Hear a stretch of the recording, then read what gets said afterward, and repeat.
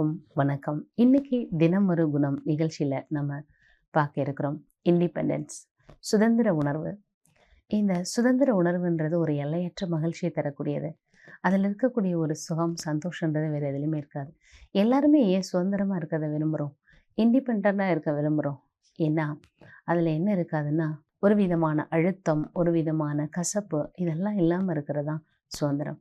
பொதுவாக இண்டிபெண்ட்டாக இருக்குது அப்படின்னா, யாருடைய கண்ட்ரோல்லையும் நம்ம இருக்கக்கூடாது, யாரும் நம்மளை குறை சொல்லிடக்கூடாது, யாரும் நமக்குள்ள ஒரு மனக்கசப்பை ஏற்படுத்திடக்கூடாது, யாரும் நம்மளை தாழ்த்தி பேசிடக்கூடாது. இப்படி தான் நம்ம நினைக்கிறோம். இதெல்லாம் இல்லாமல் இருந்ததுன்னா, குறை இல்லாமல், தாழ்த்தி பேசாமல், எந்த ஒரு விதத்துலேயும் நம்மளை குறைச்சிடாமல், அப்படி பிறர் நம்மளை நடத்தினா தான் நான் இண்டிபெண்ட்டாக செயலாற்றுறேன், என்னை யாரும் எதுவும் சொல்கிறதில்ல அப்படின்னு நினைக்கிறோம். ஆனால் சுதந்திர உணர்வு அப்படின்றது என்ன?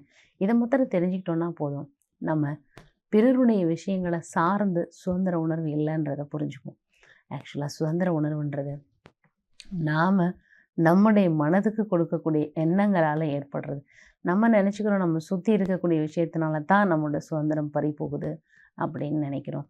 நான் தனிப்பட்ட தன்மை கொண்டவனாக இருக்கிறேன், எனக்கு ஒரு தனித்திறமை இருக்குது, இதை ஏன் மற்றவங்க வெளிப்படுத்த அனுமதிக்கிறதில்ல அப்படின்னு நம்ம என்ன நினைக்கிறோம்? என்னை இண்டிபெண்ட்டாக செயலாற்ற விடுறதில்ல அப்படின்னு நினைக்கிறோம். ஒரு சின்ன உதாரணம் சொல்கிறேன். ஒரு அப்பா பட்டம் விட்டுட்டு இருந்தார். குழந்தை ஓடி வந்து எனக்கும் கொடுப்பா அப்படின்னு கேட்டுச்சு. அப்போது அந்த பட்டத்தை அந்த குழந்தைகிட்ட கொடுத்தார். கொடுத்துட்டு நல்லா இருக்காப்பா அப்படின்னு கேட்டார். அப்போ அந்த நூலை இன்னும் கொஞ்சம் விட மேலே போகும் அப்படின்னு சொன்னார். இன்னும் கொஞ்சம் விட்டுட்டே இருந்தாங்க, அது மேலே மேலே பறந்து போச்சு. அப்போ அந்த குழந்தை கேட்டது, ஏன்பா இந்த நூலை நம்ம கையில் வச்சுருக்கிறதுனால தானே அது இன்னும் மேலே போக மாட்டேங்குது, நம்ம மொத்தமாகவே எடுத்துட்டோன்னா அது ரொம்ப தூரம் போகும்லப்பா அப்படின்னு கேட்டது அந்த குழந்தை. அப்பா சிரிச்சுட்டே சொன்னார், அந்த நூல் நம்மளோட கையில் இருக்கிறதுனால தான்ப்பா இவ்வளோ உயரம் பறக்குது அது. ஏன்னா அந்த நூலோட கண்ட்ரோலில் தான் அதோட உயரம் இருக்குது, அதால் சுதந்திரமாக இருக்க முடியுது. எவ்வளோ தூரம் நம்ம போகணுன்னு விரும்புகிறோம் அவ்வளோ நம்ம நூலை விட்டாலே போதுமானது அப்படின்னு சொல்லிட்டு அந்த நூலையும் அந்த குழந்தைக்கு டிஸ்கனெக்ட் பண்ணி அதை கட் பண்ணி காமிச்சார். கட் பண்ணி அடுத்த நிமிஷம் என்னாச்சுன்னா அந்த நூலானது அருந்துடுச்சு, இவங்களோட கனெக்ஷன்லேருந்து போயிடுச்சு. அப்போ அந்த பட்டம் அப்படியே அங்கே இங்கே சுற்றி கடைசியில் கீழே வந்து விழுந்துருச்சு. அப்போது அந்த குழந்தைகிட்ட சொன்னார், நிறைய நேரம் நம்ம என்ன நினைக்கிறோம் அப்படின்னா, நம்முடைய கண்ட்ரோலில் பிடிச்சிருக்கிறதுனால தான் அதால் உயரம் போக முடியல அப்படின்னு நினைக்கிறோம். ஆனால் பிடிச்சிருக்கிறதுனால மாத்திரம் அது உயரம் போகிறது அப்படிலாம் இல்லை, பிடிச்சிருக்கிறதுனால தான் அது உயரமாக போகுது அப்படின்ற இந்த ஒரு சின்ன உதாரணத்துலேயே நம்ம தெரிஞ்சுக்கலாம். அந்த மாதிரி தான் இண்டிபெண்ட்டாக செயலாற்றுறது, ஃப்ரீடமாக இருக்கிறது, சுதந்திரமாக இருக்கிறது அப்படின்றது ஒரு கட்டுப்பாட்டுக்குள்ள, அதுக்கான ஒரு விதிமுறை, அதுக்கான ஒரு இதில் நம்மளை வச்சுக்கிட்டோம் அப்படின்னாலே நம்ம உயரமான இடத்துக்கு போக முடியும். நிறைய நேரம் பிறருடைய கண்ட்ரோலில் நம்ம இருக்கிறோம், பிறர் நம்மளை இண்டிபெண்ட்டாக செயலாற்ற விடலை அப்படின்னு நம்ம நினச்சிக்கிறோம். இந்த எண்ணங்கள் தான் நம்மளை கஷ்டப்படுத்துது, இந்த எண்ணம் தான் நம்மளை சுதந்திரமாக இருக்க விட மாட்டேங்குதே தவிர, மற்றபடி யாரும் நம்மளை கண்ட்ரோல் பண்ணுறதுனால ஒன்றும் ஆகிறதில்ல. உதாரணமாக சில நம்மளோட அலுவலக உயர் அதிகாரிகள் இருப்பாங்க, ஏதாவது நம்மளை சொல்லுவாங்கள்ல, ஏதாவது செயல்படுத்துறதுக்கு விரும்புவாங்க, அப்போ சில விஷயங்களும் கற்றுக் கொடுப்பாங்க. அல்லது நம்முடைய உறவுகள், நம்முடைய குடும்பத்தில் இருக்கக்கூடியவங்க, நம்ம விட பெரியவங்க இருப்பாங்க. அப்போது அவங்க சில விஷயங்கள் நம்ம கற்றுக் கொடுக்கும் பொழுது அதற்கு நாம் உட்பட்டோம் அப்படின்னாலே அதுவே நம்மளை என்ன செய்யும்னா, ஒரு தனித்தன்மை உடையவங்களாக நம்மளை ஆக்கும். ஏன்னா நம்முடைய தனித்திறமைகளை கண்டிப்பாக அவங்க கண்டுபிடிச்சிருப்பாங்க, நம்மளோட தாய் தந்தையோ அல்லது நமக்கு மேலே பணியாற்றக்கூடியவங்களோ கண்டிப்பாக நம்முடைய தனித்திறமை என்னன்றது தெரியும். அப்போது நம்ம எந்த ஒரு செயல் செய்தாலும் அதனோட நம்மளுடைய அந்த தனித்திறமையை காட்டுறதுக்கு நம்ம முயற்சி பண்ணணுமே தவிர, அதை விட்டுட்டு இது ஏன் நம்மளை சுற்றி இருக்கக்கூடியவங்க நம்மளை செய்ய விடலை, ஏன் நம்மளை கீழே இறக்குறாங்க, இதெல்லாம் யோசிக்கிறத விட்டுட்டு நாம் அந்த பணியில் நம்முடைய திறமையை எப்படி காட்டுறது, இதை மட்டும் யோசித்தோம்னாலே போதும், சுதந்திரமாகவும் இருப்போம். அதே நேரத்தில் தனித்துவத்தோடு செயலாற்றுவோம். அந்த தனித்திறமை, தனித்துவம் என்பது நம்ம எல்லாருக்குள்ளும் இருக்கக்கூடிய விஷயம். இதை நீங்கள் வெளிப்படுத்துறதுக்கு, இந்த இண்டிபெண்டன்ஸ் வரும் இல்லையா, இதை வெளிப்படுத்துறதுக்கு 5 விஷயத்தில் நீங்கள் கவனம் கொடுத்தீங்கனாலே போதும். 1, நீங்கள் எந்த ஒரு செயலை செய்து முடிக்கணும் அப்படின்னு நினைக்கிறீங்க, அதுக்கான ஒரு திட்டத்தை மட்டும் தீட்டுங்க. இதை நோக்கி நான் போகணும் அப்படின்ற ஒரு திட்டம் நமக்குள்ளே எப்பொழுதும் இருக்கணும். திட்டம் இல்லாமல் நீங்கள் எதை ஒன்றையும் செய்து முடிக்க முடியாது.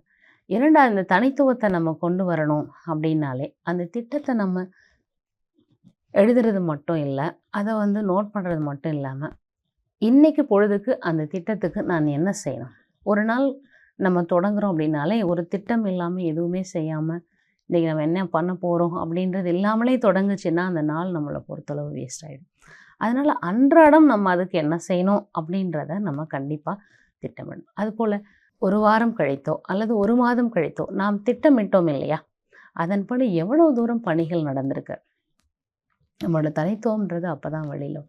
வெறும் நான் தனித்துவ உடைமையாக இருக்கிறேன், எனக்கு சுதந்திர உணர்வு வேணும் அப்படின்றது சொல்கிறத காட்டிலும், அதை நம்ம எப்படி வெளிப்படுத்துகிறோம் அப்படின்றத பொறுத்து இருக்குது. ஸோ ஒரு மாத காலத்தில் நான் எவ்வளோ முடிச்சிருக்கேன், என்னோடய திறமைகள் எவ்வளோ அதில் பயன்படுத்தியிருக்கிறோம். அதுக்கு அடுத்தது நாம் பயன்படுத்தியிருக்கிறோம், அதை செயலில் கொண்டு வந்திருக்கிறோம். சில தருணங்களில் முடியாமல் போயிடுது இல்லையா. 4வது விஷயம் என்னென்னா, ஏன் நம்மளால் செய்ய முடியல, இண்டிபெண்ட்டாக செயலாற்றுறதுக்கு தடையாக இருக்கிறது என்ன, இதை நம்ம கண்டுபிடிக்கணும். 5வது அதை சரி செய்யணும். இப்போ உதாரணத்துக்கு அந்த தனித்துவத்தை நம்ம கொண்டு வராமல் இருக்கிறதுக்கு காரணம் என்ன அப்படின்னா, நாம் செய்த பணிகளில் யாராவது நமக்கு குற்றம் குறை சொல்லியிருப்பாங்க. நம்ம என்ன செய்வோம்னா, அந்த குற்றம் குறை மட்டுமே பார்த்துட்டே இருப்போம். அப்போ நம்ம சிந்தனைகள் எல்லாம் எதில் இருக்குது அப்படின்னு பார்த்தோன்னா, அந்த முடிந்த விஷயங்கள், இப்படி நடந்திருக்கு, இவங்க இதை சொல்லியிருக்கிறாங்க, இது எல்லாத்தையும் கவனிக்கும் பொழுது என்ன ஆகும்னா, நாம் செய்ய வேண்டியதில் கொடுக்க வேண்டிய ஒரு சக்தியும் ஒரு ஃபோக்கஸும் இல்லாமல் முடிந்த விஷயத்திலே போயிடுறோம். அதனால் இது என்ன தவறு இருக்குன்னு பார்த்துட்டு அதை நம்ம ரெக்டிஃபை சரி பண்ணுறதுக்கு என்ன பண்ணணும், கவனத்தை நம்ம செய்ய வேண்டியதில் செலுத்தணும். இவ்வளவுதான். இந்த விஷயங்கள் நம்ம கடைப்பிடிச்சோம் அப்படின்னாலே நாம் தனித்துவம் மிக்கவங்களாக இருப்போம், இண்டிபெண்ட்டாக செயலாற்றுவோம். இண்டிபெண்ட்டாக செயலாற்றுறதுக்கு ரொம்ப ரொம்ப முக்கியமான விஷயம் என்ன அப்படின்னா, முடிந்த விஷயங்களோ அல்ல சுற்றி இருக்கக்கூடிய நபர்களோடு நாம் நம்மை ஒப்பிடக்கூடாது. ஒப்பிடாமல் இருந்தோம்னாலே நாம் ஒப்பற்ற நிலைக்கு வருவோம். ஒப்பிடுறது அப்படின்றது பிறருடைய நல்ல விஷயங்களோட வேணால் ஒப்பிடலாம். அதற்கு பதிலாக அவங்களோட குறையோ, அவங்களுடைய தவறுகளோ அல்லது அவங்க நம்மக்கிட்ட நடந்ததோ, இது எதையும் நாம் ஒப்பிட வேண்டும். ஆக இண்டிபெண்டன்ஸ், அந்த சுதந்திர உணர்வை நம்ம கொண்டு வர்றதுக்கு நாம் நம்முடைய திறமைகளில் கவனம் கொடுத்தோம்னாலே போதும். அதை நம்ம நிறைவாக செய்து முடிப்போம், சந்தோஷமாக செய்து முடிப்போம், இலக்கை நிர்ணயிப்போம், இலக்கை நோக்கி சென்று கொண்டே இருப்போம். இதை நீங்கள் பயிற்சி செய்து பாருங்கள், உங்களுக்கும் பயனுள்ளதாக இருக்கும். பிறருடைய உணர்வுகளையும் நாம் புரிந்து கொண்டு சுதந்திரமாக சந்தோஷமாக இருக்க முடியும். நன்றி.